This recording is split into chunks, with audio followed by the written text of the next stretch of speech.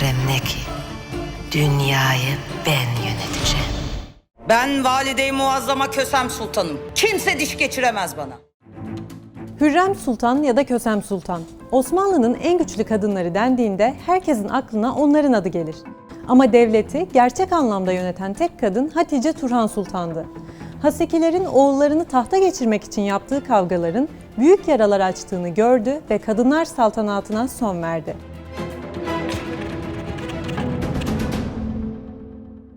...16. yüzyılda yalnızca Osmanlı'da değil, tüm dünyada muktedir kadınların devri başladı. Anne Boleyn, 1. Elizabeth, Katerina de Medici ve İskoç Kraliçesi Mary bu durumun en çarpıcı örneklerindendi. Osmanlı'da ise Hürrem Sultan'la başlayıp Hatice Turhan Sultan'la sona eren kadınlar saltanatı dönemi, kaosun arttığı, eski devlet düzeninin etkisini yitirmeye başladığı yıllara denk geliyordu.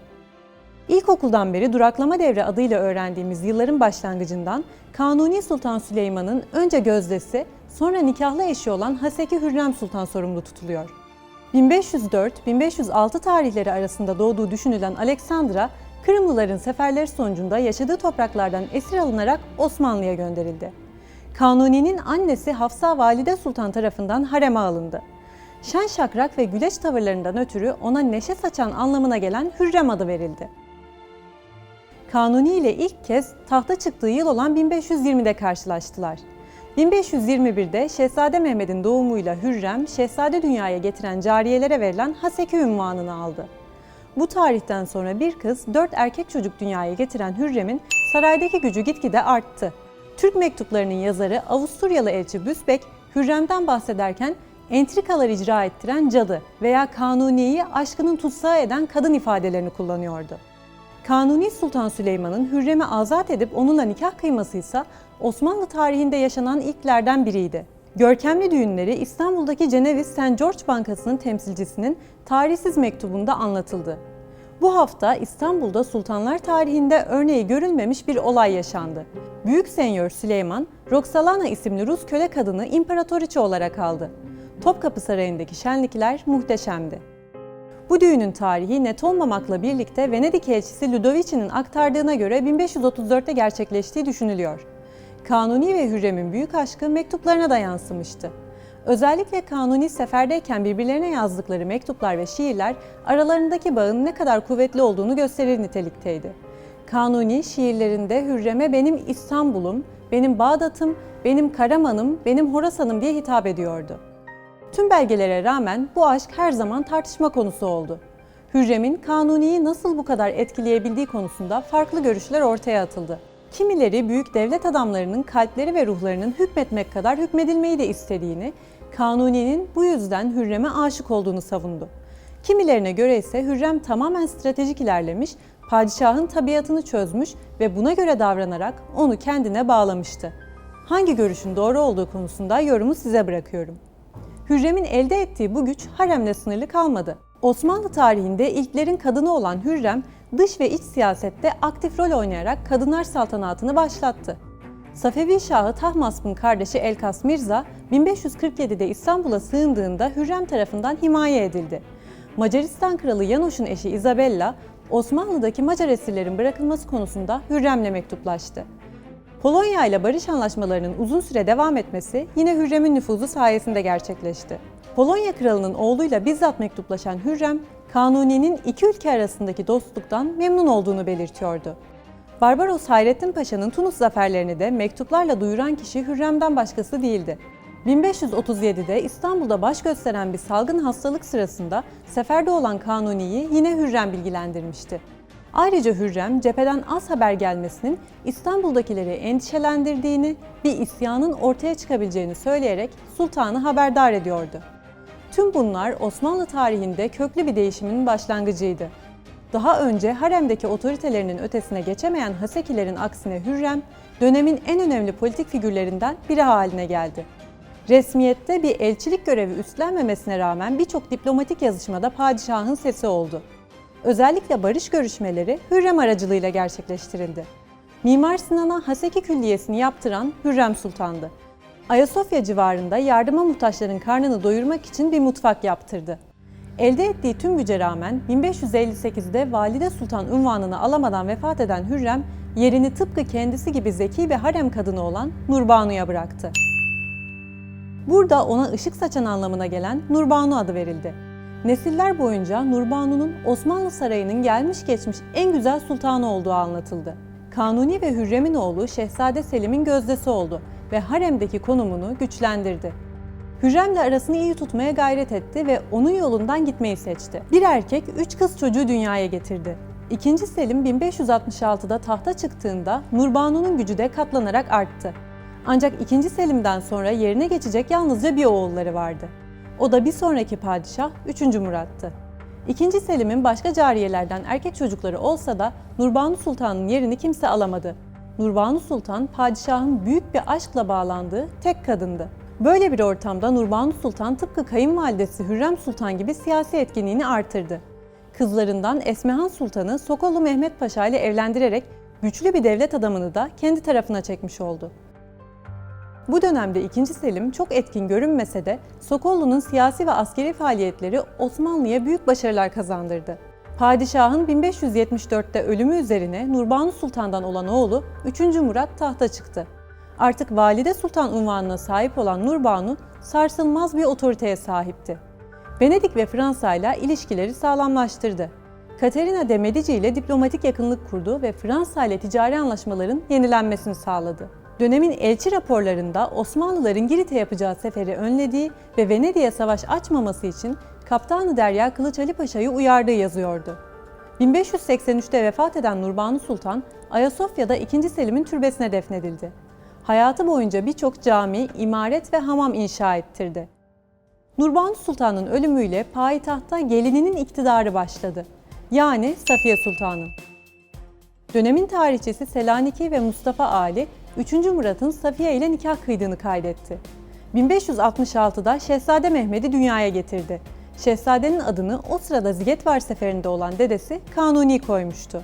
3. Murat'ın 1595'te vefatının ardından Safiye Sultan'dan olan oğlu 3. Mehmet tahta geçti.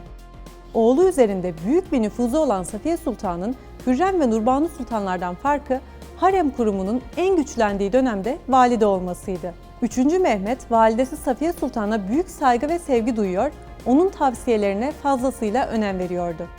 Aralarındaki bağ çok güçlüydü. 3. Mehmet Eğri seferine çıktığında Safiye Sultan oğlunu Davutpaşa Kışlası'nda ve Halkalı'da ziyaret etti. Kışla ziyaretinde oğluyla hüzünlü bir vedalaşma yaşayan Safiye Sultan, sefer boyunca İstanbul'da tam bir padişah vekili gibi davrandı. Sadrazam bile Safiye Sultan'a danışmadan karar almıyordu. Kadı ve kaz asker atamalarında dahi Safiye Sultan'ın isteğine göre hareket ediliyordu.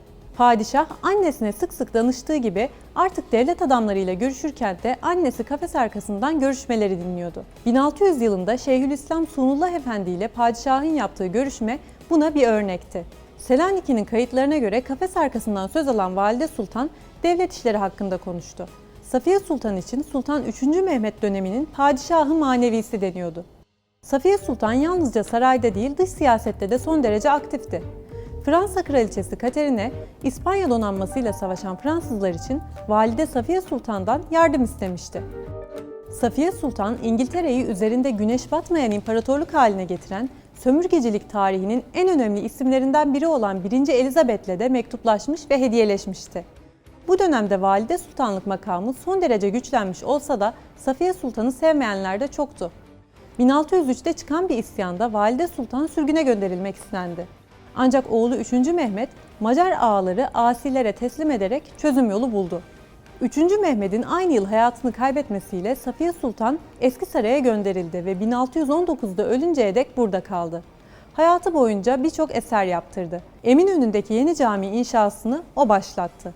Üsküdar'da bir cami ve çeşme, 1598 yılında kendisi adıyla anılan bir medrese, 1610 yılında ise Kahire'de yine kendi adıyla anılan bir cami yaptırdı.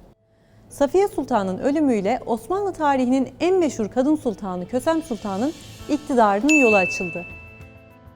Asıl adı Anastasya'ydı ama Sultan 1. Ahmet'in haremine alındıktan sonra kendisine ay yüzlü anlamına gelen Mahpeyker ismi verildi.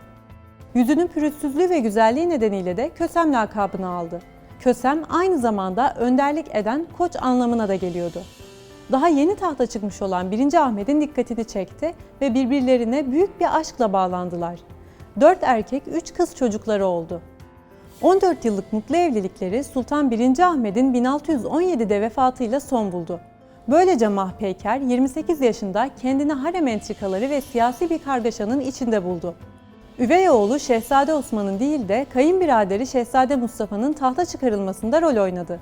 İlk politik hamlesi de buydu. Ancak 1. Mustafa yalnızca 3 ay sonra ruhsal bunalımları sebep gösterilerek tahttan indirildi ve yerine genç Osman geçti. Ancak o da 4 senelik saltanatının ardından öldürüldü. Yerine tekrar 1. Mustafa geçti ama yine saltanatı çok kısa sürdü. Bunun üzerine Osmanlı tarihinin en kudretli padişahlarından biri olan Mahpeyker'in oğlu 4. Murat 1623'te henüz 11 yaşındayken tahta çıktı. Böylece Mahpeyker Kösem Sultan'ın en güçlü dönemi başlamış oldu. Valide alayı denen özel bir merasimle Eski Saray'dan Topkapı Sarayı'na geldi. Oğlunun henüz küçük olması nedeniyle devlet işlerinde ona naibelik yaptı. Devlet adamları ordunun gereksinimleri ve asker maaşları için Kösem Sultan'dan yardım istiyordu. 1625'te İspanya barışı konusunda padişah oğluyla ters düştüler. Ancak yine Kösem Sultan'ın dediği oldu. Venedik raporlarında bu konu hakkında emperyalistler ve İspanyollar sultanın annesinin desteğiyle işin olumlu geliştiğini ilan ettiler yazıyordu. Abaza Mehmet Paşa isyanı sırasında Sadrazam Çerkes Mehmet Paşa'yı Abaza'nın üzerine gönderdi ve kısa süreliğine de olsa isyanı bastırdı. Tam 9 yıl boyunca 4. Murat'ı geri planda tutarak devlet yönetimini üstlendi.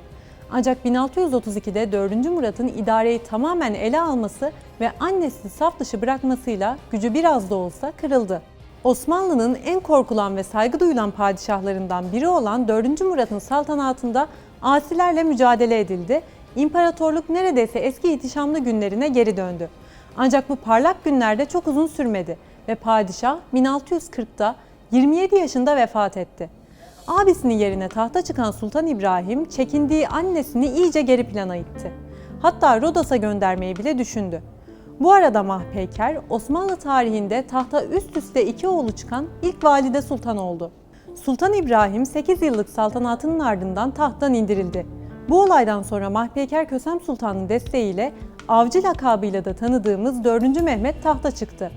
Bu sırada 4. Mehmet yalnızca 7 yaşındaydı. Kösem Sultan'ın niyeti eski günlerdeki gibi saltanat naibeliği yapmaktı. Ancak bu kez kendisi gibi zeki ve dirayetli bir rakibi vardı. 4. Mehmet'in annesi Hatice Turhan Sultan. Bu dönemde Kösem Sultan'a Valide-i Muazzama, Turhan Sultan'a ise Küçük Valide dendi. Mahpeyker Kösem Sultan, Yeniçeri Ocağı ağalarıyla iyi diyalog kurmanın faydasına inanıyordu. Bu sebeple askerler onu, saray bürokrasisi de Turhan Sultan'ı destekliyordu. Turhan Sultan, oğlu Padişah 4. Mehmet'in saltanatı için, Kösem Sultan ise kendi gücünü ve iktidarını sağlamlaştırmak için çabalıyorlardı. Bu arada Kösem Sultan, harem ağalarının hareme girmelerini, gerek harem gerekse harem dışında işlere karışmalarını şiddetle yasakladı. Aksi takdirde öldüreceklerini bildirdi. Böylece sarayda belli bir nüfuza sahip olan ağaların da düşmanlığını kazandı. Bu süreçte Hatice Turhan Sultan, oğlu 4. Mehmet'in Kösem Sultan tarafından zehirlenerek öldürüleceğini öğrendi. Bu planını hayata geçirmemesi için Kösem Sultan'dan erken davrandı. Mahpeyker Kösem Sultan 2 Eylül 1651'de Lala Süleyman Ağa tarafından oluşturulan bir ekiple öldürüldü. Hatice Turhan Sultan devri böylece başlamış oldu. 1. İbrahim'in eşi Avcı Mehmet'in de validesi olan Hatice Turhan Sultan Slav asıllıydı. Kırımlıların akınları sonucunda küçük yaşta esir düşüp Osmanlı'ya gönderildi. Eşi 1.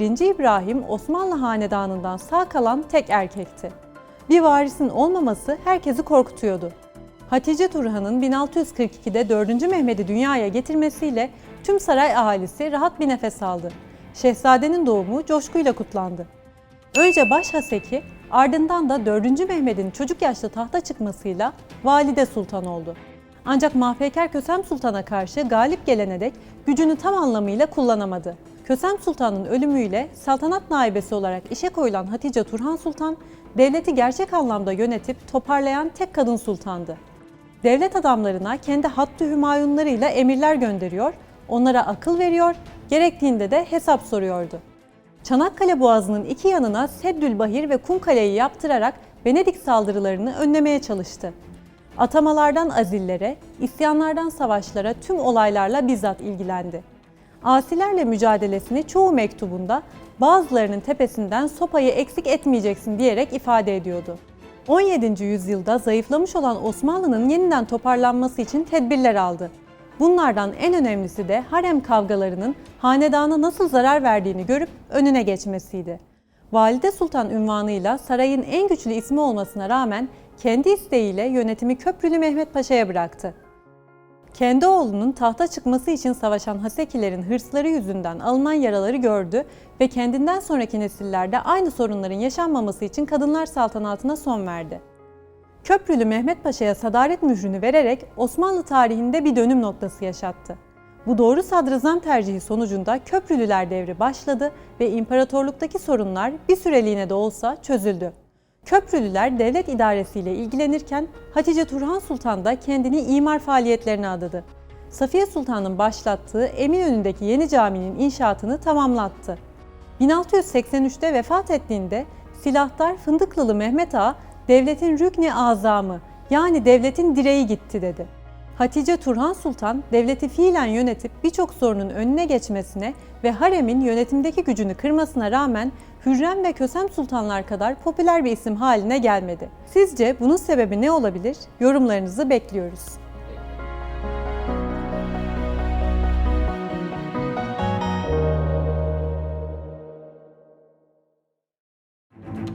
Hürrem Sultan ya da Kösem Sultan. Osmanlı'nın en güçlü kadınları dendiğinde herkesin aklına onların adı gelir. Ama devleti gerçek anlamda yöneten tek kadın Hatice Turhan Sultan'dı. Hasekilerin oğullarını tahta geçirmek için yaptığı kavgaların büyük yaralar açtığını gördü ve kadınlar saltanatına son verdi.